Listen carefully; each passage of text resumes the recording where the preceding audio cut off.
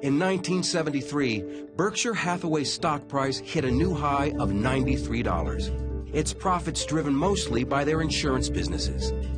Buffett also owned stakes in banks, clothing makers, and candy factories. But there was one business he was passionate about owning. I love newspapers. I mean, I started reading newspapers.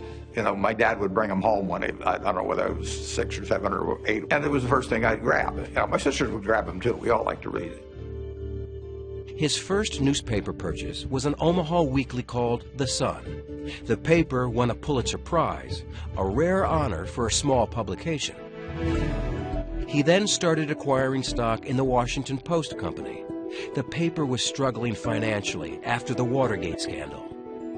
1973, the stock had gone down a lot, partly in response to the fact that the Nixon administration had sort of declared war on the Washington Post.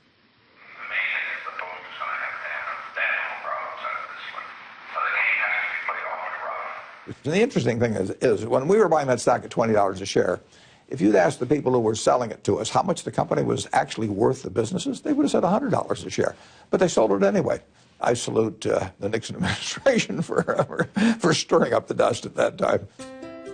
Buffett's rule had always been to keep his distance from his company's managers and executives. But that was not the case at the Washington Post, where publisher Katharine Graham became his social partner and confidant.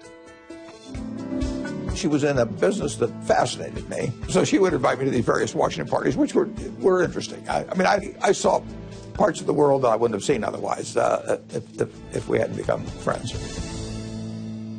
But as Buffett's social circle widened, his wife Susie was feeling increasingly isolated back home and made a bold decision. She was not divorcing Warren, but she left Omaha for San Francisco to pursue a new life. I get why she moved. My dad was getting more famous, and my mother was so not the Mrs. Warren Buffett type.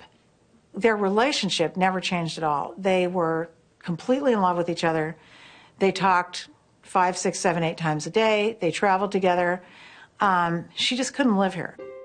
To make sure that Warren was taken care of in her absence, Susie turned to her friend, Astrid Menks. Within a few months, Astrid moved in. It's very unorthodox. A lot of people, I'm sure, talked about it and had all kinds of lovely things to say about how weird it was. But I also think, you know what? It's nobody's business what goes on in somebody else's relationship. It worked for the three of them. It worked.